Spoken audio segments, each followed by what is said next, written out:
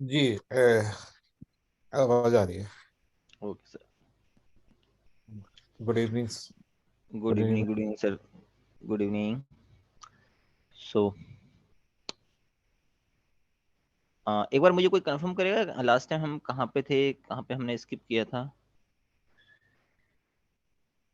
I think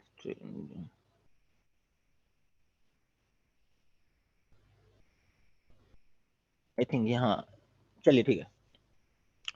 तो last time हम जो डिस्कशन कर रहे थे जी हाँ। आपने वो बताया था, क्या कहते हैं, सपोर्ट एंड रेजिस्टेंस बता रहे जी थे, आवरली, और सॉरी 30 मिनट्स का, 15 मिनट का, जी। और ओके। चलिए तो फिर एक बार थोड़ा सा रिवीजन करते हैं इस चीज का। तो जब भी हम चार्ट में एनालिसिस करेंगे दोस्तों, इंट्राडे के लिए आप 1 घंटे के चार्ट में मैक्सिमम और मिनिमम ड्रॉ करेंगे, है ना। मैक्सिमम और मिनिमम सपोर्ट और रेजिस्टेंस ड्रॉ करेंगे। उससे पहले आपको ये देखना है कि मार्केट का ट्रेंड कैसा है। क्या मार्केट अप ट्रेंड में है, या डाउन ट्रेंड में है, या साइडवेज है। तो आई थिंक हम यूरो एसडी का हम एनालिसिस कर रहे थे। तो यूरो एसडी का ये चार्ट आपके सामने है।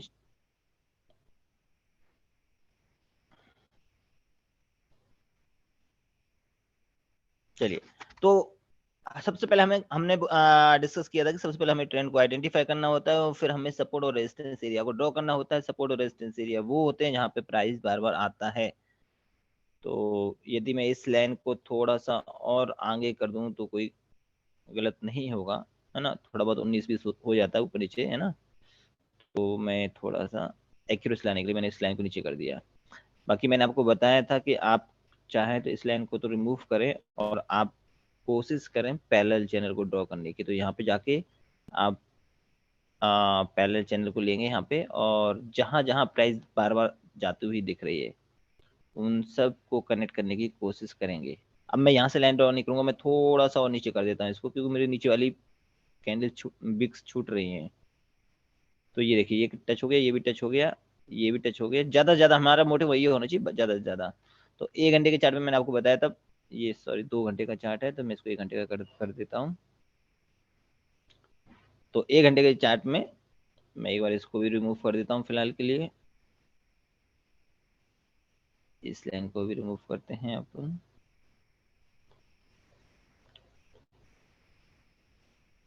मैं थोड़ा छोटा कर लेता हूँ चार्ट को। अब 1 घंटे में मैक्सिमम लाइन हमें पता चल गई, तो ऐसे 1 घंटे में मिनिमम जहां बार बार प्राइस आया है लोअर, उस जोन को भी फाइंड आउट करने की कोशिश करते हैं। तो मुझे लगता है तकरीबन ये एरिया बहुत अच्छा एरिया रहेगा। तो ये हमने 1 घंटे के चार्ट में किया था, और हमें फिर दूसरा हमें काम करना है 30 मिनट के चार्ट में। तो 30 मिनट के चार्ट में आप देखें, कहीं आपको ऐसा कोई जोन दिख रहा हो जहाँ पे प्राइस आया हो बार बार।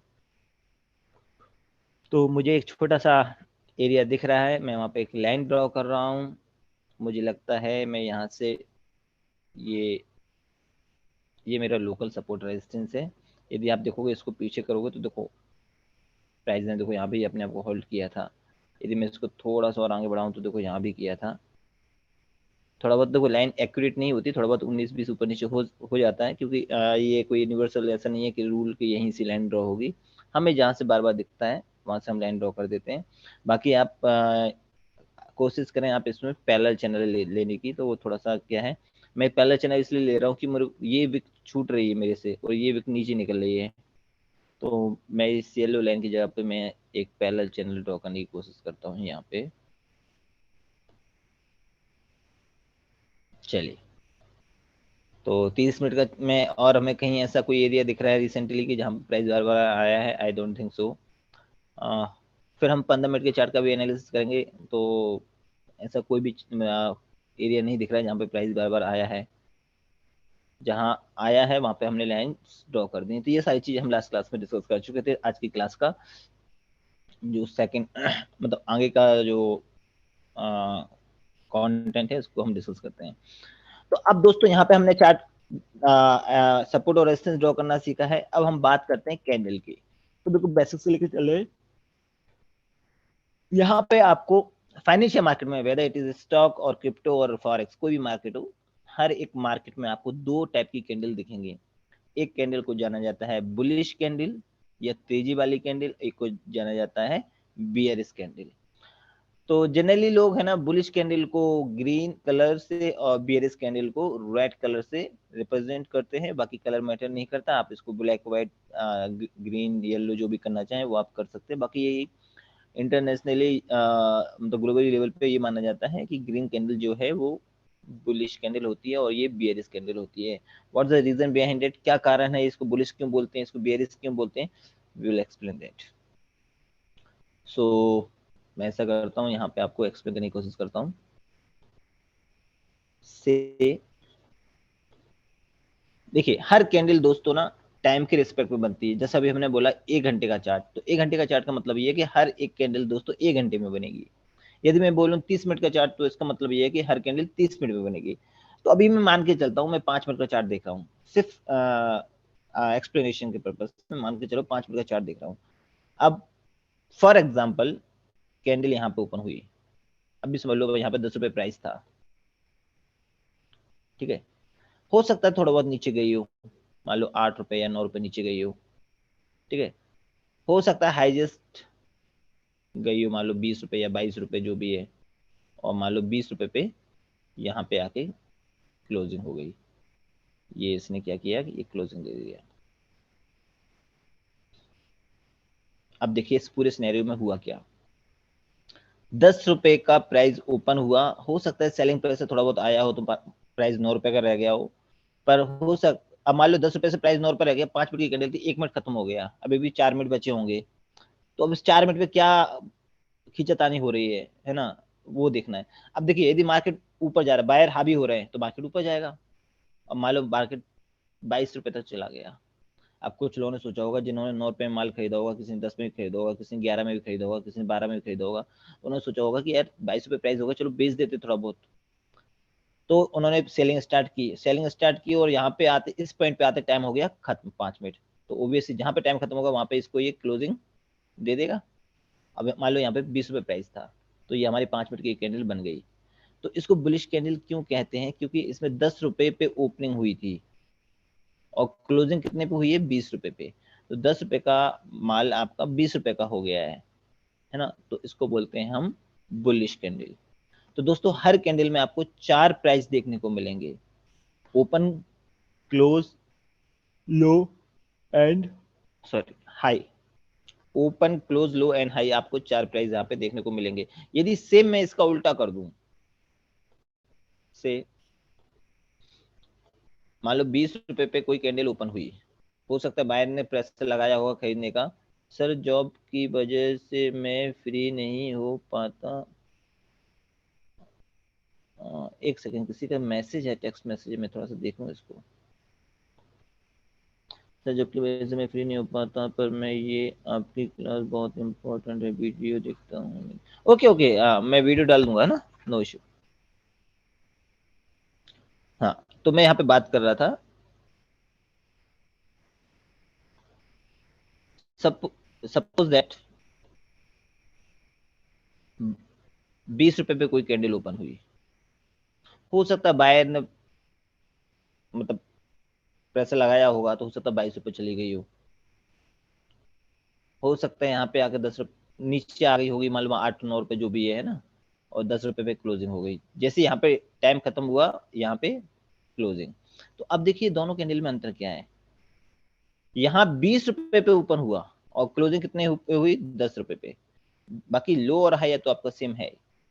तो इसमें अंतर क्या है दोनों कैंडल में, जो मेन अंतर है, वो मेन डिफरेंस है वो है कि ग्रीन कैंडल में ओपनिंग प्राइस यहाँ पे रहेगी और क्लोजिंग प्राइस ये है, जबकि इसमें ओपनिंग प्राइस ये होती है और क्लोजिंग प्राइस ये होती है।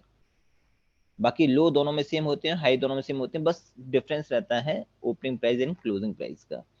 सो green candle will always have the opening price at the bottom and closing price at the top. और यहाँ पे रेड कैंडल में क्या है, ये आपका क्या क्या रहेगा, ये आपकी ओपनिंग प्राइस रहेगी, this will be your opening price and this one is known as a closing price, ये आपकी क्लोजिंग प्राइस रहेगी।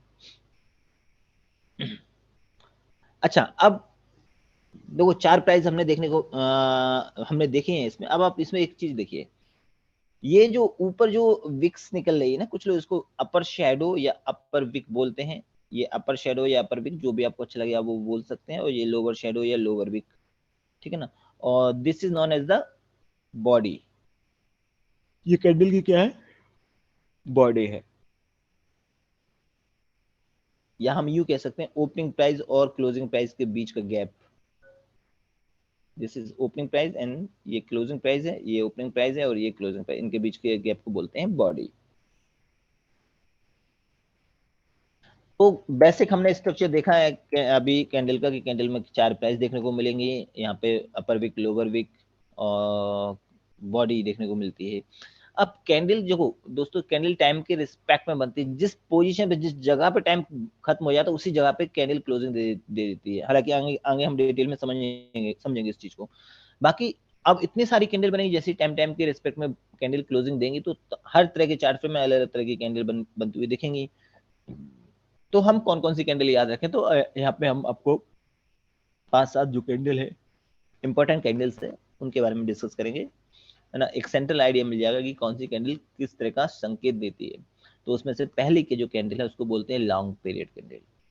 तो लॉन्ग पीरियड कैंडल दोस्तों वो कैंडल होती हैं जिसमें ओपनिंग प्राइस, ये देखिए, ये opening price and closing price काफी दूर दूर हो। मैं यहाँ पे एक बार ड्रॉ करके समझाने की कोशिश करता हूँ। लेट्स से 10 रुपए पे कोई कैंडल ओपन हुई, हो सकता है 8 रुपए लो गई हो, से यहाँ पे कोई नंबर ले लेते, लगभग मान लो 32 ले लेते हैं, हाई जस्ट गया हो, और मान लो 30 पे क्लोजिंग मिल गई हो, ये 30 पे क्लोजिंग, तो this is known as a long period candle.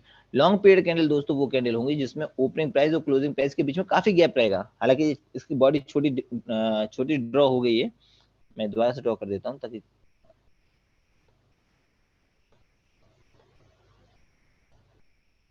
ये 32 और ये इसका क्लोजिंग 30 पे। तो ये देखिए, लॉन्ग पीरियड कैंडल वो कैंडल होती है जिसमें ओपनिंग प्राइस और क्लोजिंग प्राइस काफी दूर दूर रहता है, या यूं बोल दें जिसकी बॉडी बड़ी होती है। तो दोस्तों ये बुलिश है, bullish bullish long period candle है। इसी का जस्ट उल्टा कर दूं, 30 रुपए पे ओपन कर दूं, मैं ड्रॉ कर देता हूं यहाँ पे, मान के चलो 32 पे हाईजेस्ट गया, 30 पे ओपन हुई और 8 रुपए लो गई, और ये इसकी क्लोजिंग हुई। तो देखिए, opening price and closing price, opening price and closing price के बीच में काफी गैप है, ठीक है ना। ओपनिंग प्राइस और क्लोजिंग प्राइस के बीच में काफी गैप होता है, तो उसको बोलते हैं लॉन्ग पीरियड कैंडल, है ना। तो अब लॉन्ग पीरियड कैंडल क्या दर्शाती हैं, यदि देखा जाए एक एक लाइन में हम इसको एक्सप्लेन करें, तो लॉन्ग पीरियड कैंडल्स वो होती हैं जिसमें बाइंग प्रेशर या सेलिंग प्रेशर काफी झलकता है। बस ओबियस सी बात है दोस्तों, 10 रुपए का प्राइस 30 रुपए हो गया, तो इसका मतलब ये है कि बाइंग प्रेशर मार्केट में ज्यादा है, बायर ज्यादा डोमिनेंट है। ऐसे यदि ये कैंडल बनती है तो इसका मतलब ये होता है कि सेलर ज्यादा डोमिनेंट है मार्केट में, वो ज्यादा एफर्ट लगा रहे हैं मार्केट को नीचे ले जाने का। अब देखो 30 रुपए का प्राइस 10 रुपए का कर दिया, तो इसका मतलब प्राइस धड़ाम से गिर रहा है। ऐसे इसमें 10 रुपए का प्राइस 30 रुपए हो गया, इसका मतलब मार्केट धड़ाम से ऊपर जा रहा है। दोस्तों फॉरेक्स में ये 10 रुपए 30 रुपए नहीं चलता, वो वहां पर डेसिमल का लफड़ा रहता है, इसलिए मैं यहाँ पे सिर्फ एक थोड़ा सा इजी बनाने की कोशिश कर रहा हूँ, ठीक है ना। तो जैसे मान के चलो यहाँ पे प्राइस चल रहा होगा 1.3240, अब यहाँ आ गया 1.3280, तो वहां पे डेसिमल का होता है, तो डेसिमल थोड़ा सा क्या होता है कि मतलब थोड़ा सा कॉम्प्लेक्स रहता है, मतलब it is easy to understand कि हम ये इन नंबरों को लेके चले, है ना। तो ये आपका है लॉन्ग पीरियड कैंडल। तो लॉन्ग पीरियड कैंडल वो कैंडल होती है दोस्तों जहां पे ओपनिंग प्राइस और क्लोजिंग प्राइस काफी दूर दूर रहता है, या मैं यूं कह दूं कि बाइंग प्रेशर ज्यादा रहता है, या मैं यूं समझ लूं कि मार्केट में बुलिश सेंटीमेंट ज्यादा है। जो भी आपको समझना है आप उसको समझ सकते हैं। तो ये कैंडल जब भी बनेगी, है ना, तो मार्केट या तो बहुत तेजी से ऊपर या बहुत तेजी से नीचे जाएगा, तो इसको बोलते हैं bullish bullish long period candle, this is known as a bearish long period candle. Now the second one, short period candle. दोस्तों शॉर्ट पीरियड कैंडल वो कैंडल होती हैं जिसमें opening price and closing price पास पास में होता है। तो मैं एक बार इसको यहाँ पे ड्रॉ करता हूँ,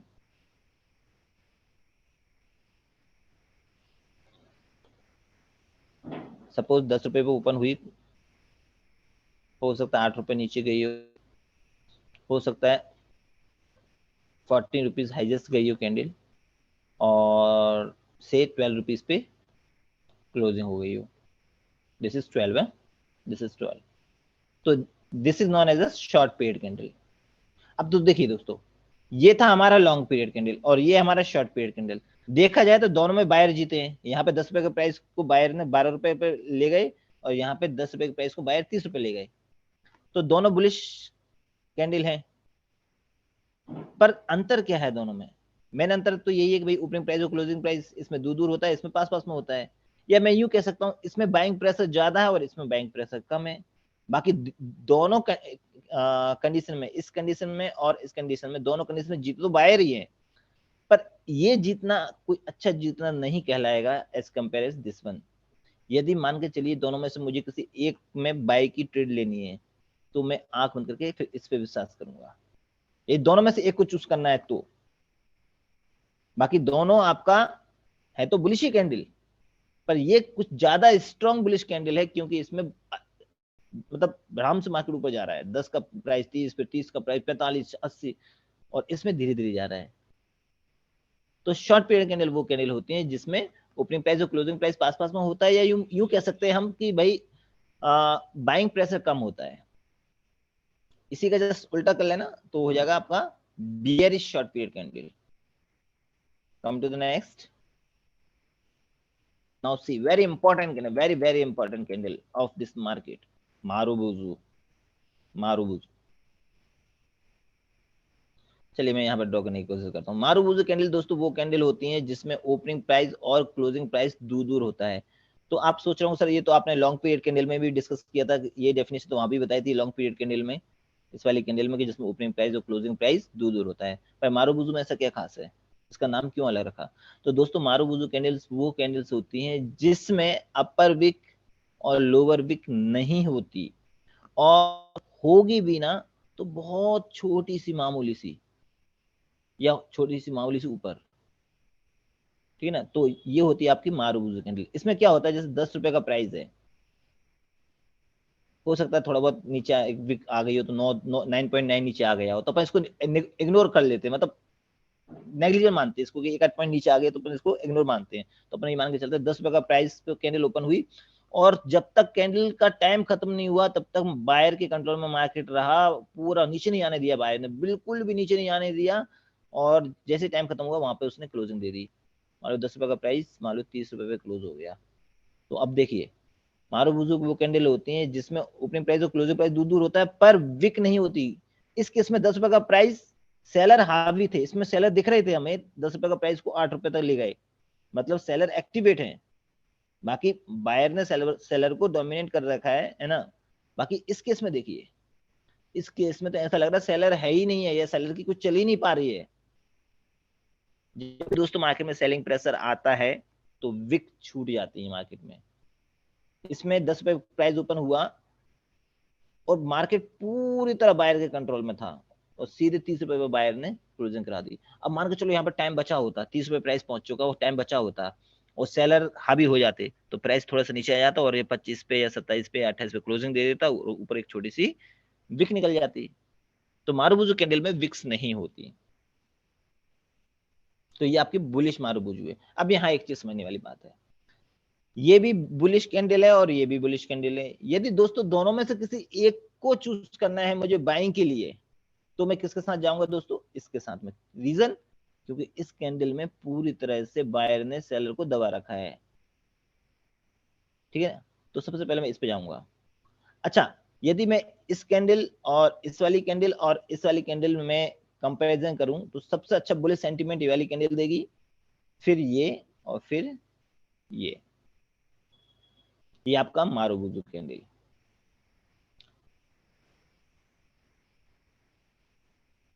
अब आता है हमारा स्पिनिंग टॉप। मैं इसको रफ नहीं कर रहा हूँ क्योंकि ये कहीं ना कहीं एक दूसरे को रिलेटेड है ना। तो स्प्रिंग टॉप को मैं यहाँ पर बनाने की कोशिश करता हूँ। स्प्रिंग टॉप वो कैंडल्स होती हैं दोस्तों जिसमें ओपनिंग प्राइस और क्लोजिंग प्राइस पास पास में होता है। तो ये तो मैंने शॉर्ट पीरियड कैंडल में भी बताया था, इस वाली कैंडल में बताया था ना, ओपनिंग प्राइस और क्लोजिंग प्राइस पास पास में होते हैं। पर इसमें अंतर क्या है वो देखते हैं। स्प्रिंग टॉप कैंडल में दोस्तों अपर विक या लोअर विक बहुत बड़ी बड़ी बनती हैं। ये विक मैंने गलत जगह से ड्रॉ कर दी है, यहाँ से है ना, तो बड़ी बड़ी बनती है। जब विक बड़ी बनती है इसका मतलब ये है कि 10 रुपए का प्राइस सेलर 4 रुपए तक ले आए और बायर हावी हो गए, तो हो सकता है इस प्राइस को 16 रुपए तक ले गए हो। पर 16 रुपए पे बायर प्राइस को रोक नहीं पाए, रोक देते तो यहाँ पे क्लोजिंग हो जाती है, यहाँ पे इस जगह पे क्लोजिंग हो जाती है, पर नहीं रोक पाए, प्राइस नीचे आ गया। कहने का मतलब ये है इसमें ऊपर मार्केट बहुत गया, बहुत ज्यादा नीचे गया, जबकि इसमें थोड़ा सा नीचे गया था, थोड़ा सा ऊपर गया था, मतलब ज्यादा हलचल नहीं थी। पर इसमें बहुत ज्यादा हलचल है। इसका मतलब ये है स्प्रिंग टॉप कैंडल जब बनेगी तब मार्केट में बायर और सेलर के बीच में काफी खींचतानी होगी। तो दोस्तों जब इस तरह की कैंडल बनती है तो कोशिश आप ये करें कि इस तरह की कैंडल पे एंट्री ना लें। क्यों? कि इसमें खींचतानी ज्यादा है। अभी इसमें मान लो 10 रुपए का प्राइस 12 रुपए हो गया, ठीक है, बायर जीत गए, छोटे से मार्जिन से जीत गए, हो सकता है अगली कैंडल में फिर सेलर जीत जाए। तो इस तरह की इस वाली कैंडल को आप चाहें तो इग्नोर कर सकते हैं, ठीक है। तो स्प्रिंग टॉप और शॉर्ट पीरियड कैंडल का मेन डिफरेंस दोस्तों जो होता है वो ये होता है कि इसमें स्प्रिंग टॉप में विक्स बड़ी बड़ी बनती है। विक्स बड़ी बड़ी बनने का मतलब ये होता है मार्केट में खींचतानी, खींचतानी in the sense like buyer price को ऊपर ले जाने की कोशिश कर रहे हैं, सेलर नीचे लाने की कोशिश कर रहे हैं, फिर बायर ऊपर ले जाने की कोशिश कर रहे हैं, सेलर नीचे लाने की कोशिश कर रहे हैं, बस ये चलता है। तो ये आपका हो गया short period candle.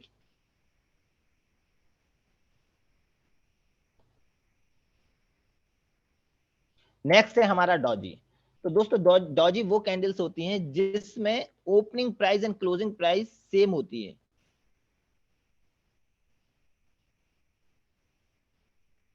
Doge candle वो कैंडल्स होती हैं जिसमें ओपनिंग, सपोज दैट 10 रुपए का कोई प्राइस ओपन हुआ, हो सकता है 8 रुपए लो गया हो सकता है 12 रुपए हाईएस्ट गया हो, और यहाँ पे आके टाइम खत्म हो गया, यहाँ पे आके क्लोजिंग दे दी। तो ये आपकी होगी स्टैंडर्ड डॉजी। 10 रुपए ओपन हुई, 8 रुपए लो गई, 12 रुपए हाईएस्ट गई और 10 रुपए पे क्लोजिंग हो गई, तो इसमें बॉडी नहीं बनेगी, ठीक है। इसको बोलते हैं स्टैंडर्ड डॉजी। दूसरी डॉजी होती है 10 रुपए पे ओपन हुई, हो सकता है 4 रुपए नीचे गई हो सकता है 15-16 रुपए ऊपर गई हो, तो इसको बोलते हैं long lagged Doge, long lag, ठीक है। तो तीसरी इसमें डॉजी जो है आती है उसको बोलते हैं gravestone doji. Gravestone doji में मतलब 10 रुपए मान लो कोई कैंडल ओपन हुई और से 15 रुपए या 16 रुपए हाईएस्ट गई, अभी टाइम बचा होगा तो भाई सेलिंग प्रेशर आएगा, सेलिंग प्रेशर आएगा, मान के चलो यहाँ पे इस पॉइंट पे आके टाइम खत्म हो गया, इस पॉइंट पे आके टाइम खत्म हो गया, तो ये आपकी क्लोजिंग दे दी इसने, तो इसको बोलते हैं ग्रेव स्टोन डॉजी। और जो फोर्थ टाइप है उसको बोलते हैं ड्रैगन फ्लाई डॉजी। 10 रुपए की कैंडल, बायर ऊपर नहीं ले गए। अब समझना इस केस को, पहले मैं इस केस को समझाता हूँ। 10 रुपए की कैंडल, ग्रेव स्टोन डॉजी को 10 रुपए की कैंडल को सेलर नीचे नहीं ले जा पाए, बायर उठा के इसको कैंडल को ऊपर तक ले गए 16-17 रुपए तक, ठीक है। अब आप देखिए यदि बायर यहाँ पे प्राइस को रोक देते तो यहाँ से लाइन ड्रॉ हो जाती है और ये क्लोज हो जाता पूरा, तो ये मारूबूजू बन जाती ना। पर टाइम बचा था, किसी 16 रुपए का प्राइस को सेलर नीचे लाते लाते लाते 10 रुपए तक ले आए और यहाँ पे आकर सेलर ने क्लोजिंग करा दी। तो इसमें कौन जीता? इसमें जीता 10 रुपए का प्राइस को 16 रुपए गया तो जरूर, पर बायर प्राइस को होल्ड नहीं करवा सके, इसलिए इसमें जीता कौन? सेलर। सेलर ने प्राइस वहीं के वहीं लाके खड़ा कर दिया दोबारा से। तो इसका मतलब ये है, मैं ये कहूंगा कि जब भी चार्ट में, ध्यान से सुनना, जब भी चार्ट में आपको दोस्तों अपर विक बड़ी बड़ी बनती हुई दिख रही है, दिस दिस शोज की मार्केट किसी भी क्षण नीचे गिरने वाला है। इसमें देखिए 10 रुपए का प्राइस से 4 रुपए तक गया, पर यदि यहाँ पे प्राइस टाइम खत्म हो जाता और कैंडल क्लोज हो जाती तो बेयरिश कैंडल बन जाती, ये कैंडल क्लोज हो जाती, बेयरिश मारूबूजू बन जाती। पर 10 रुपए का प्राइस 4 रुपए गया तो, पर सेलर इसको रोक नहीं पाए, यहाँ पे बायर ने 4 रुपए के प्राइस को उठा के यहाँ पे लाकर 10 रुपए पे फिर क्लोज करवा दी, 10 रुपए पे क्लोज करवा दिया ये 10 रुपए पे। तो इसमें कौन जीता? इसमें दोस्तों जीते बायर। तो एक लाइन में यदि देखा जाए, जब भी चार्ट में लोअर विक बड़ी बड़ी बनेगी तो समझ लेना मार्केट ऊपर जाने का रुझान दे रहा है, और जब भी चार्ट में अपर विक बड़ी बड़ी बढ़ रही है तो मार्केट नीचे जाने का रुझान दे रहा है, और जब भी चार्ट में अपर विक या लोअर विक बड़ी बड़ी बढ़ रही है तो समझ लेना मार्केट में खींचतानी बहुत है, दूर रहें। जैसे कि लॉन्ग, ये लॉन्ग लेग डोजी या फिर स्प्रिंग टॉप टाइप की कैंडल, तो अपन को मार्केट में दूर रहना है। तो आई होप सो कि ये सारी कैंडल हमने अभी डिस्कस की, आपको क्लियर हुआ होगा कंसेप्ट। यदि कॉन्सेप्ट क्लियर नहीं है, आप एक बार मैं इस पर डाल दूंगा, टेलीग्राम पे डाल दूंगा, एक बार दोबारा से देख लेना। और मैं चलता हूँ आपके सीधे क्वेश्चन आंसर पे, जो आपके जो भी क्वेश्चन हैं आप मेरे से पूछ सकते हैं। यस,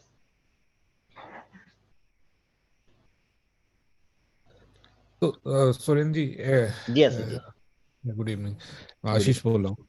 इवनिंग जी। अ, तो ये जो आप कैंडल्स देखते हैं वो आप सपोर्ट और रेजिस्टेंस पे देखते हैं, और मतलब कैसे उनको आप कोरिलेट, अपनी हम्म, स्ट्रेटजी को आप कैसे क्या कहते हाँ हाँ, हैं, कैसे बनाते हैं बेसिकली, बाइंग देखिए, सेलिंग? मैं इस चीज को अब आगे की क्लास में एक्सप्लेन करूंगा, जब मेरी पूरी कैंडल्स खत्म हो जाएंगी ना।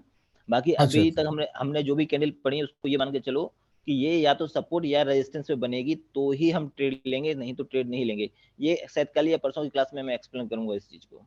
Okay okay, sure, thank you. तो बेसिकली आपका स्ट्रेटजी का क्या पार्ट, मतलब क्या रहता है, मतलब ये मुझे लगता है देखिए, कि आगे मैं क्लास के बारे आपको, में पूछूंगा आपसे, बट देखिए अभी मैंने इस कैंडल के बारे में डिस्कस नहीं किया, कल इसके बारे में डिस्कस करेंगे। जब ये कैंडल बनती है, इसके बाद कंफर्मेशन मिलता है तो मार्केट ऊपर जाता है। तो ऊपर जाएगा तो कहां तक जाएगा? हमारा रेजिस्टेंस तक। देखो मार्केट रेजिस्टेंस तक गया और लौट आया, जी जी जी। है ना। ऐसे ही देखिए, अभी हमने अभी कोई कैंडल पड़ी है जो यहाँ पे हो शायद,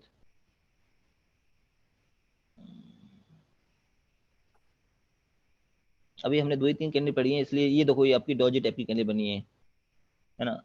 अभी हमने क्या पूरी कैंडल पड़ी नहीं है, तो इसलिए इसमें देख नहीं रहे। बाकी जब हम पूरी कैंडल डिस्कस करेंगे तो ये हर कैंडल कुछ ना कुछ कहती है। ये है, अभी ये इसको बोलते हैं इंगल्फिंग कैंडल। जब ये इंगल्फिंग कैंडल बनती है तो मार्केट नीचे जाता है। तो ये देखो मार्केट ओके नीचे आ गया। अब देखो ये बनी है, ये आपका डॉजी है, लॉन्ग लेग डॉजी बीच में। तो जब ये कैंडल ओके बनती है तो मार्केट नीचे जाएगा। कहाँ बनेगी? या तो रेजिस्टेंस या फिर सपोर्ट। सपोर्ट पे बनेगी तो मार्केट ऊपर जाने के रुझान देता है, और रेजिस्टेंस पे बनेगी तो मार्केट नीचे जाने के रुझान देता है। तो ओके। देखो ये मार्केट अब नीचे आएगा तो इसका मतलब कहाँ तक आएगा? हमारा रिसेंट सपोर्ट, हमारा रिसेंट सपोर्ट लाइन ये है ना। ये देखिए आपका, ये आपका एक dragon fly Doge, dragon fly Doge ऊपर बनता है तो मार्केट फिर नीचे आता है। तो ये सारी चीजें अपन आगे डिस्कस करेंगे। ओके, अच्छा, आप ट्रेंड लाइन को भी फॉलो करते हैं क्या? जी, हर चीज को फॉलो करना पड़ता है सर। एक्चुअली क्या है, देखो मैं बताऊँ, एक्यूरेसी लाने के लिए बहुत सारी चीजें देखनी पड़ती हैं। अब ओके यहाँ पे मार्केट यहाँ आ गया, क्या ये इसको तोड़ेगा, तोड़ पाएगा कि नहीं तोड़ पाएगा, है ना। तो वो सारी चीजें, अब बहुत सारी चीजें देखना, हमें वहाँ पे वॉल्यूम देखना पड़ेगा, हमें वहाँ पे आरएसआई देखना पड़ेगा, वहाँ पे हमें वॉलेटिलिटी देखनी पड़ेगी, वहाँ पे हमें अदर इंडिकेटर वगैरह देखना पड़ेगा। हमें ये भी देखना पड़ेगा कि हमारा ये वाला सपोर्ट स्ट्रॉन्ग है या नहीं है। स्ट्रॉन्ग है तो ये यहाँ पे रुक जाएगा। तो वो एक्यूरेसी लाने के लिए हम बहुत सारी चीजें चेक करते हैं। मार्केट का सेंटीमेंट कैसा है वो भी देखना पड़ता है एक्यूरेसी लाने के लिए। बाकी मैं आपको सर। कुछ टिप्स एंड ट्रिक्स बताऊंगा धीरे धीरे क्लास में, तो आप उनको जी यूज जी। करेंगे तो उसमें भी आप काफी अच्छे निकाल सकते हैं। Okay okay, great. एक क्वेश्चन और था मेरा, जी जैसे जी जी। मैंने 1,000 का अकाउंट मैंने स्टार्ट किया, हम्म तो जो हम्म। लेवरेज वो दे रहे हैं वो क्या कहते एक हैं, 1,000 का।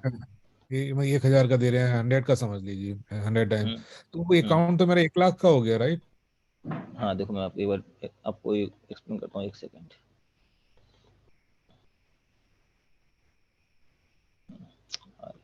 चलिए, यहाँ पे ये पेन काम नहीं कर रहा है। देखिए, जैसे मान के चलिए मेरे पास 100 $100 का अकाउंट है।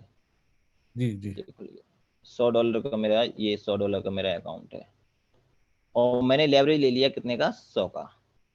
100 का। तो अब मेरी बाइंग या सेलिंग कैपेसिटी कितनी हो गई? टेन ये मेरी थाउजेंड बाइंग है। हाँ, ये मेरी बाइंग और सेलिंग कैपेसिटी हो गई। अब जैसे कि आप कह रहे हैं कि मेरे पास 10,000 $1,000 का अकाउंट है, जी। और आपने लेवरेज लिया है 100 का, तो 2 जीरो और ऐड कर दो, ये आपका बाइंग और सेलिंग कैपेसिटी हो गई। Okay okay okay. लेवरेज का, लेकिन लेवरेज का मतलब यहाँ पे ये है आपकी परचेसिंग या सेलिंग पावर को इंक्रीज करना, but it doesn't mean that you are having this much amount to trade, फिर है ना। इसका अच्छा। मतलब ये नहीं है कि आप इतने इतने अमाउंट से ट्रेड करेंगे। ये ट्रेड आपकी चलेगी कब तक? जब तक आपके अकाउंट में ये 1,000 रुपए का, $1,000 का बैलेंस है, ओके ओके। ये ट्रेड चलेगी तब तक। जैसे कि मान के चलो मेरे पास 10 रुपए हैं और मैंने 10 का लेवरेज ले लिया, तो मेरे 100 रुपए हो गए।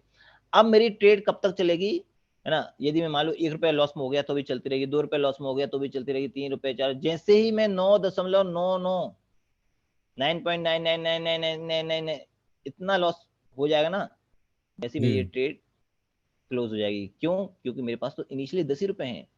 बस ये है। हाँ, ये चीज है। इसलिए मैं ओके। आपको बोलता हूँ, इसलिए मैं आप लोगों को सबको बोलता हूँ कि आप यदि $1,000 के अकाउंट पे 0.01 की लॉट से ट्रेड करते हैं, और $1,000 के अकाउंट पे यहाँ पे 1,000 का लेवरेज, आई थिंक 10 लाख हो गया, है ना, और 0.01 की लॉट से ट्रेड करते, तो वो जिंदगी में कभी खत्म नहीं होगा आपके अकाउंट। कभी आप लॉस में नहीं आ सकते, कभी भी नहीं आ सकते। यदि करेंसी में करेंगे, गोल्ड का, क्रूड ऑयल का नहीं बोल रहा हूँ, सिर्फ करेंसी में। क्योंकि करेंसी में कितना भी नीचे चला जाए तो भी ये 10 लाख रुपए आपके यूज नहीं हो पाएंगे, है ना, और कितना ही ऊपर चला जाए तो भी ये यूज नहीं हो पाएंगे। इसलिए एक सही जो स्टाइल होता है वो ये होता है, अकाउंट का साइज बड़ा रखो, 0.01 लॉट पे ट्रेड करो, और जैसे जैसे आपको एक दिन में, 2 दिन में जैसे प्रॉफिट मिलता है, टाइम टाइम पे अपना प्रॉफिट बुक करो। ओके। और सपोज जैसे आपने किसी सपोर्ट पे बाई किया, आपको सारे इंडिकेटर्स मिल रहे हैं कि today is the by, right, और हम्म। आपकी ट्रेड है ना उस दिन प्रॉफिट में नहीं आती है, तो आप उसको रात भर होल्ड करते हैं या फिर दूसरे हाँ, दिन कर तक सकते, रखते हैं?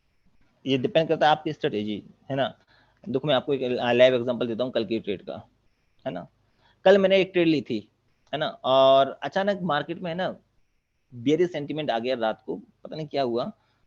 तो मैंने एसएल नहीं लगाया था, हालांकि आप लोगों को एसएल लगाना है, मैंने एसएल नहीं जी जी। लगाया था, और मेरा उसमें काफी तगड़ा लॉस दिख, सुबह में जाग के देखा तो काफी तगड़ा लॉस दिख रहा था उसमें। मुझे पता है कि भाई कितना नीचे जाएगा, मेरा अकाउंट बहुत बड़ा है ना, कितना नीचे जाएगा आज नहीं तो वो कल। यदि या तो मेरे पास दो रास्ते हैं, या तो मैं लॉस में काट दूं ट्रेड को, हाँ या फिर हाँ। मैं दूसरी ट्रेड ले लूं। पता चला, अब ये जरूरी तो नहीं है दूसरी ट्रेड भी हमेशा सही जाए। फायदे में, राइट। तो बेटर है आप उसको होल्ड करें, अकाउंट का साइज बढ़ाए, चिल्ले रहें, आज नहीं तो कल आपको प्रॉफिट दे जाएगी। करेंसी मार्केट में ये फायदा है कि यदि आपको अभी के लिए आपको दिख रहा है कि भाई आपका कुछ लॉस दिख रहा है, तो कोई बात नहीं, चिल रहो, अकाउंट का साइज बड़ा रखो बस, और वेट करो। बस ये है कि आप बीच में कोई दूसरी ट्रेड मत लो। लोग क्या करते हैं ना, वो सोचते हैं यार चलो इसमें लॉस हो रहा है, चलो ये ट्रेड ले लेते हैं, इसमें प्रॉफिट प्रॉफिट हो जाएगा। अरे ठीक है, हो जाएगा, अच्छी बात है, पर ये जरूरी तो नहीं है, कि हो ही जाए, राइट। है ना। अब मैं लॉस में चल रहा हूँ तो मैंने आज सुबह से अभी तक मैंने एक भी ट्रेड नहीं ली। अच्छा। मैं जब तक उसमें प्रॉफिट में नहीं आऊंगा तब तक दूसरी ट्रेड नहीं लूंगा। जरूरी नहीं है कि मैं जो जैसे ट्रेड लूँ, हो सकता है एक्यूरेसी अच्छी हो, आ जाए ट्रेड, है ना, पर मुझे, मैं जो अपने लिए करता हूँ वो सबको भी बताता हूँ कि भाई आप लोग क्या करो, यदि किसी ट्रेड में फंस गए हो ना, कुछ मत करना है, दूसरी ट्रेड मत लो, आराम से चिल रहो, है ना, ओके ओके। अकाउंट का साइज बड़ा रखो, है ना, 1-2 दिन। अब मार्केट ने मुझसे मना कर दिया भाई कि 1-2 दिन अब तुम्हें मार्केट में आना नहीं है, क्योंकि मैं आऊंगा, हो सकता है मैं अपना एनालिसिस करूंगा, हो सकता है सही ट्रेड चल जाए, अब मुझे जाती भी है ट्रेड, है ना, सही, पर लालच नहीं करना है। पता चला कोई न्यूज आ गई कल राइट। अचानक, कल कल की बात है, ये परसों की बात है ये, कि अचानक वो एक तुम्हारे यूएस में, है ना, वो तुम्हारे पॉवल साहब स्पीच दे रहे थे। वो बोले थे हमारे यहाँ बैंक सारी सही है, कोई प्रॉब्लम नहीं है, आधा घंटे बाद न्यूज आती है एक दूसरी बैंक क्रैश, ऐसे हो गई। है ना। तो वो चीज है कि बेशक अपना एनालिसिस सही करें, कहीं से कोई न्यूज आ जाए, कहीं बम गिर जाए, है ना, कहीं लड़ाई हो जाए, अचानक लड़ाई स्टार्ट हो जाए, तो बेशक हाँ, अपना इधर एनालिसिस सही कर रहे हैं। इसलिए सबसे अच्छा तरीका ये है, आप ये जब तक एक ट्रेड से ना लो तो दूसरे में एंटर ही मत हो। ओके। तो आप ये 0.01 की जो अलॉट हम्म, से हम अपना अकाउंट ग्रो कर सकते हैं कंसिस्टेंटली? आराम से, आराम से, आराम से। आप डेमो पे करके देखना ये चीज, 0.01 की लॉट पे आप ट्रेड करना, और, है ना, जैसे ही आपको प्रॉफिट मिले, 2 घंटे में, 3 घंटे में, 4 घंटे में, है ना, अपना प्रॉफिट बुक जी। करना, है ना। अब प्रॉफिट कम से कम इतना मिलना चाहिए कि पता चला आपकी फीस लग रही है 10 रुपए और प्रॉफिट मिल रहा है 5 रुपए, तो अल्टीमेटली कहीं लॉस में तो रहोगे आप। तो प्रॉफिट आपको जब 1-2 डॉलर, $3 जब मिले, है ना, तो आप अपना प्रॉफिट बुक करते चलो, और देखना आप रेगुलरली कि आप अ, हर 1-2 दिन में आप $2-3 0.01 पे, है ना, तो महीने के आप $60-70 आप इस तरह का उसमें गेन करेंगे। सवाल ये नहीं है कि हम $60-70 गेन कर रहे हैं, पर हम उस समय बहुत कुछ सीख रहे हैं, रहते हैं, हाँ। है ना। और ऐसा भी नहीं है कि हमें जिंदगी में 0.01 पे ही काम करना है। जैसे जैसे हमें मार्केट के बारीकियां, दाव पेच, न्यूज वगैरह, ये सारी चीजें समझ में आ जाएंगी, हम अपना लॉट का साइज बढ़ा लेंगे। जी जी। अ, चलिए। मेरे क्वेश्चन तो खत्म ही नहीं होंगे नहीं आपके। नहीं आप पूछिए, नहीं नहीं, देखिए सर मैं आपको बताता हूँ। हमारे इंडिया में, अरे आपका भी इंडिया है। आदम हवा की एक कहानी थी, जिज्ञासा। वो जो था, उसका नाम क्या, उसको मतलब ये जानने की वो हुआ था, या उसको देख लो न्यूटन को ये जानने की आवश्यकता पड़ी कि एप्पल नीचे ही क्यों गिरा, ऊपर क्यों नहीं गया। तो हमें न्यूटन लॉ ऑफ मोशन को पता चला, हमें एरोप्लेन में उड़ने की सहायता मिली। तो जब तक आपके अंदर जिज्ञासा नहीं है ना, और मुझे भी मजा नहीं आता जब तक क्वेश्चंस नहीं आते। हम्म। बाकी आप क्वेश्चन भरपूर पूछें, देखो आपकी क्लास है ना। और आप देखो, इंसान की जिंदगी में सबसे कीमती समय समय होता है। यदि आप अपना इंपॉर्टेंट टाइम दे रहे हैं तो ऑब्वियसली बात है, you should have that much profit.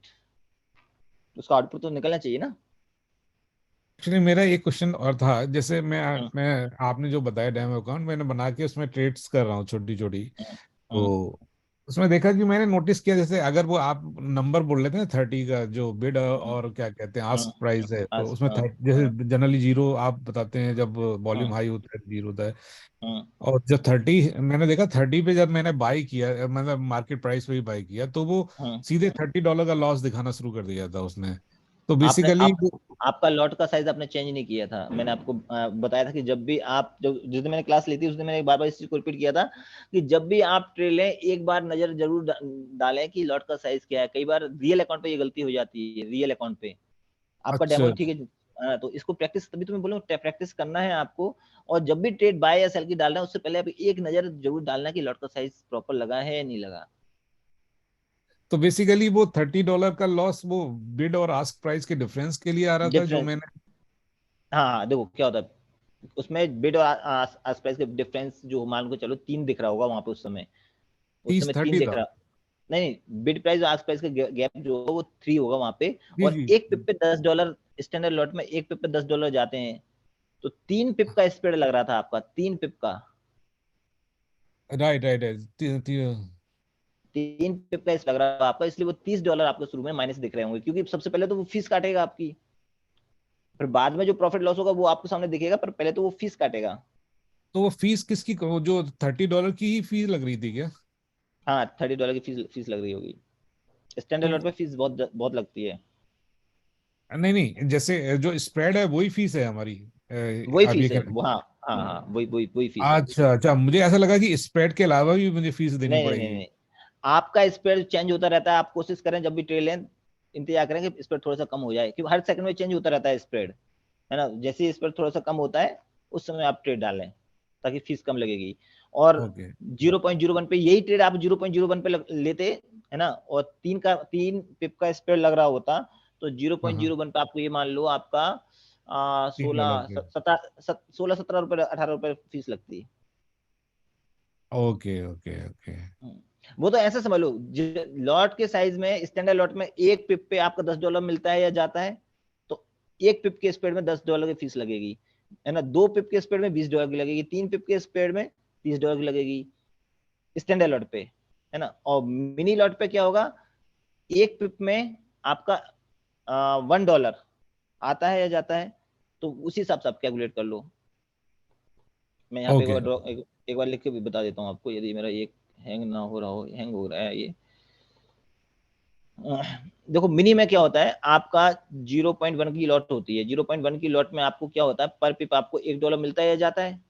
अब मान लो हम्म। आपका 3 पिप का स्प्रेड लगा आपका, 3 पिप का, तो एक पिप में कितना लगेगा फीस, 1, $2 में, 2 पिप में 2, और $3 में $3 की फीस लग जाएगी यहाँ पे।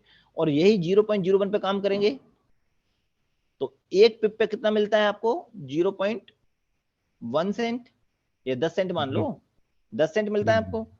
तो 3 पिप का स्प्रेड है, तो 30 सेंट की आपकी फीस लग जाएगी, 30 सेंट की फीस लग जाएगी आपकी। अच्छा अच्छा अच्छा। 3 सेंट की है। ओके। हाँ नाइस नाइस। प्रॉफिट भी लेकिन आपका अगर आप 3 सेंट ऊपर गया तो 3 पे ऊपर गया तो 3 ही सेंट ही मिलेगा। हाँ, वही तभी राइट। मैंने बोला ना, ऐसा ना हो कि आपने 5 रुपए फीस में दे दिए और 4 रुपए का प्रॉफिट निकाला। अब तो इसलिए तो मैंने बोला कि ओके। फीस, इस चीज का ध्यान रखना है ना, कि एक तो ट्रेड जब लगाए तो लॉट का साइज चेक करना है, और इस चीज का ध्यान रखना है जब ट्रेड लेने जा रहे हैं, उस समय स्पीड कितना लग रहा है। यदि थोड़ा ज्यादा लग रहा है तो 1-2 मिनट के लिए वेट कर लो, थोड़ा सा कम लगने लगे, है ना, तो तब आप ट्रेल ले लो। Okay, alright, okay, thank you, thank you. Okay, चलिए मेरे और कोई फ्रेंड, किसी मेरे दोस्त का कोई और कुछ क्वेश्चन है तो पूछ सकते हैं आप। सर एक क्वेश्चन था मेरा, ये हेलो जी जी। सर, ये सपोर्ट और असिस्टेंट में जो ड्रॉ करते हैं इंटर डे के लिए, वो कितने मिनट के टाइम फ्रेम पे करते हैं? सपोर्ट और रेजिस्टेंस आप यदि इंटर डे में ट्रेड कर रहे हैं तो आप 1 घंटे के टाइम फ्रेम में मैक्सिमम मिनिमम लाइन ड्रॉ करें। आप पहली बार क्लास ले रहे हैं क्या ये? हाँ सर, अभी मतलब सेकंड डे क्लास में भी है। तो ये चीज तो मैंने आपको लास्ट क्लास में भी बताई थी, आज सुबह आज स्टार्टिंग में भी बताई थी ये चीज, है ना। वो थोड़ी मिस हो गई थी मुझसे इसलिए। अच्छा अच्छा अच्छा।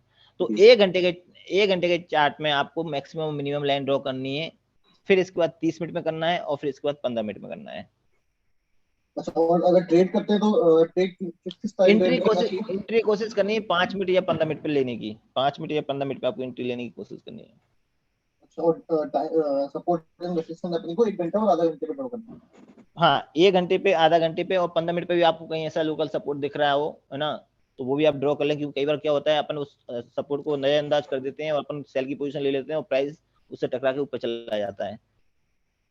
ठीक है ना, तो लोकल सपोर्ट भी काफी इंपॉर्टेंट होते हैं, जैसे कि अभी मैं आपको देखो लाइव चार्ट में चल रहा हुआ दिखाता हूँ, एक सेकेंड, इसी चार्ट में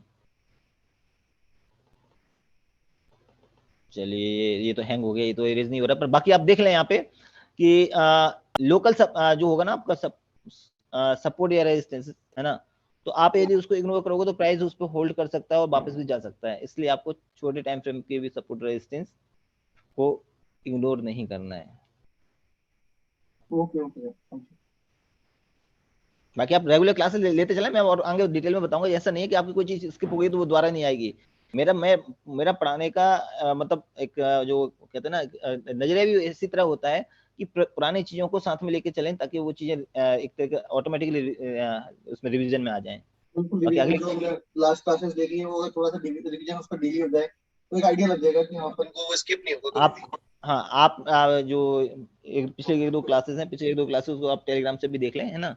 बाकी सर वो क्लासेस में टेलीग्राम का लिंक मेरे पास नहीं है एक्चुअली, मैं ऐड नहीं हूँ, तो आप आप एक बार है तो ऐड। आप आप टेलीग्राम पे जाके IIGFM सर्च करें, IIGFM सर्च करेंगे तो वहाँ पे एक चैनल आ जाएगा, IIGFM डेली टेक्निकल एनालिसिस करके एक चैनल आ जाएगा, आप डेली उसको ज्वाइन मार्केट कर लें। एनालिसिस। हाँ हाँ, बस हाँ, वो उसी को ज्वाइन कर लें। अच्छा अच्छा, इसमें सर अभी जो अपनी 3-4-5 दिन की क्लासेस हुई हैं वो है सर इसमें लिंक वगैरह? हाँ हाँ हाँ हाँ, इस बैच की जो भी नई नई क्लासें हैं ना, उसमें सिर्फ MT5 टर्मिनल को छोड़ के सारी क्लासेस हैं। और कब से स्टार्ट हुआ था सर ये बैच? ये तकरीबन शायद मंडे से, लास्ट मंडे से हुआ था शायद। अच्छा, लास्ट मंडे से। हाँ। अभी अभी कुछ नहीं, अभी तो स्टार्टिंग ही है, बेसिक ही चल रहा है अभी, ये मान के चलो, अभी तो कैंडल पढ़ रहे हैं, कैंडल कौन सी होती है, कैसी होती है, अभी तो वो पढ़ रहे हैं। अच्छा अच्छा। अभी तो इसमें इंडिकेटर रह गया, प्राइस एक्शन का पार्ट रह गया, कंफर्मेशन का पार्ट रह गया, डाइवर्जेंस रह गया, बहुत सारी चीजें रह गई हैं अभी तो। Okay okay sir, okay okay. एक बार सर ये जो फीस वाला स्ट्रक्चर आपने बताया था अभी, ये थोड़ा मुझे अभी जल्दी जल्दी में नहीं समझ आया, तो एक बार इस पे अच्छा अच्छा, दोबारा आप एक रुकिए, पूरा सेशन ले एक लीजिएगा।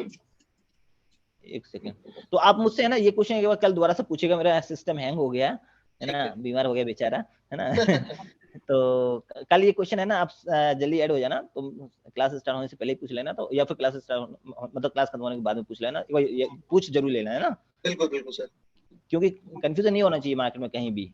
हाँ, बस ये फीस वाला एक थोड़ा सा समझ में आ जाए तो, क्योंकि एक्चुअली क्या है, मेरे को बेसिक जो है वो निफ्टी बैंक निफ्टी का तो बेसिक एक आइडिया है, लेकिन हम्म। यहाँ पे जो बेसिक चीजें हैं वो थोड़ी सी अभी आइडिया नहीं है प्रॉपर। नहीं, कोई इशू नहीं है सर, है ना, आप थोड़ा सा एक बार कल याद पूछ लेना, तो मैं आपको डिटेल में एक्सप्लेन कर इनको दूंगा। वीडियो भेज दीजिएगा सुरेंद्र जी, पहला वाला जो आपका पहला सेशन हाँ, होगा नहीं, उसका। वीडियो है टेलीग्राम पे, मैंने डाल दिए हैं, टेलीग्राम पे आप अच्छा डे अच्छा वाइज अच्छा, मैं देखेंगे। एक्चुअली मैं ऐड नहीं था, मैं एक बार देख लेता हूँ, मैंने अब ज्वाइन कर लिया है हम्म, तो। हाँ। हाँ, जी जी जी, thank you sir. Okay sir.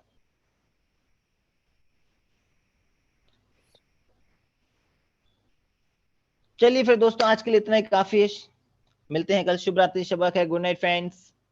Surendra जी, मुझे अब अपनी टीम का पार्ट बना लीजिए, मैं भी Yeah, कुछ। sure. You all are the part of my team only. We are not like eliminating anyone. Those who are coming here, those who are spending their time, है ना? So obviously Yeah. they all are in my team. And if you झाड़ू are पोछा facing any problem regarding that any trading any other things, then I झाड़ू am पोछा here. करते हुए कुछ सीख लूंगा मैं भी। अरे नहीं सर, मैं आपको बता रहा हूँ ना, whenever you will face any problem and I am here, I'll try my best to you know to resolve out the problem of my clients. Okay, तो मैं अपनी जी तरफ से हमेशा, बहुत सारे मेरे ऐसे क्लाइंट्स होते हैं वो लालच में आके बड़ी बड़ी लॉट लेके फिर फंस जाते हैं, फिर मेरे से पूछते हैं सर क्या करें। तो यदि कोई पॉसिबल कुछ सॉल्यूशन होता है तो फिर हम कोशिश करते हैं भाई, है ना, उनको जी जी बताने की। बाकी आप जैसे जैसे हम बताते चले वैसे वैसे आप ट्रेड करें, है ना, बिल्कुल और वैसे ही थोड़ा सा। करेंगे। अब 0.01 से आगे बढ़ना ही नहीं है हाँ जब तक नहीं हाँ हाँ, बताएंगे, जब तक कॉन्फिडेंस बस खुद नहीं हाँ, आएगा। बस ऐसे ही ट्रेड करते रहे, है ना। और जैसे बस आपका मेन मोटिव हो कि 2-4 महीने, हाँ 5 महीने, 6 महीने, दो ऐसा नहीं है कि आपको 1 महीने में या 15 दिन की क्लास में आप मार्केट के एक्सपर्ट बन गए। मार्केट में जी आपसे भी एक्सपीरियंस बंदे बैठे हैं। मार्केट में पता है जो भी पैसा होता है सम इक्वल टू जीरो होता है। आपका मेरे पास, मेरा किसी और के पास, यही चलता है। तो आपका एक्सपीरियंस जितना होगा ना आपका एक्सपीरियंस जितना होगा उतना आप मार्केट से पैसा निकाल पाओगे। जी जी जी बिल्कुल। या यूएस नहीं है आपका सर, यहाँ पे मनी प्रिंटिंग नहीं होती है। आपका यूएस में धुआंधार मनी प्रिंटिंग हो रही है। बहुत ज्यादा होती है यहाँ तो। एक्सेस मनी प्रिंटिंग हो गई है वहां पे। एक्सेस हो रही है। इनफैक्ट अभी जो जो क्रैश हो रहे हैं, मतलब देखिए ना, अभी तक बोल रहे थे कि इन्फ्लेशन हुआ है, कि मार्केट में बहुत पैसा पंप कर दिया गया, राइट। हम्म अभी हम्म जो मार्केट बैंक क्रैश हुआ है तो उसको भी सपोर्ट करने के लिए उन्होंने फिर से प्रिंट कर हाँ दिया। हाँ, अभी किए तो थे, लास्ट मंथ ही किए थे उन्होंने प्रिंट। हाँ 1.37 बिलियन डॉलर आ चुके हैं बैंक के पास में, है ना। और बैंकों ने जैसे ही लोगों को पैसे दिए ना, उसी हाँ रात फिर से गोल्ड इतना पंप किया, इतना गोल्ड पंप किया, लोगों ने पैसा विड्रॉल करके सीधे गोल्ड में लगा दिया, गोल्ड में और सीधे गोल्डन बिटकॉइन में। लगा दिया। करेक्ट हाँ, करेक्ट करेक्ट। उस रात को अचानक ये हुआ, हम सुबह जगे, मैंने कहा ये हो क्या गया। तो बाद में पता चला कि भैया एक्सिस मनी प्रिंट होकर बैंक के पास आई है ना। और अभी भी ये लोग, है ना, ये कह रहे हैं कि यदि जरूरत पड़ेगी तो जो बचा हुआ पैसा है उसको भी हम बैंक को देंगे। और हम, क्योंकि वहां पे कहीं ना कहीं उनका कांग्रेस में उनकी सरकार की का भी सवाल है ना, कि हाँ विपक्ष अपोजिशन क्या बोलेगी, क्या, मैं ना, बैंक क्राइसिस लगातार हो रहे हैं। बाइडेन वो उसके जो एक्स प्रेसिडेंट जो थे, है ना, क्या हम्म, नाम था उनका, वो कह ही रहे थे कि हमारी बैंकें क्रैश हो रही हैं, हमारी इकोनॉमिक निचले स्तर पे है। तो बाइडेन जी के सामने ये बहुत बड़ी समस्या है वहां पे। बाइडेन जी तो सोने में बिजी हैं, भूल जाते हैं वो तो।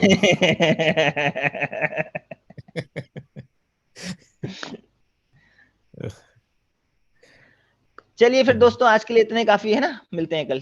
शुभ रात्रि, शब खैर। ओके सर जी, thank you very much, thank you everyone. Good night.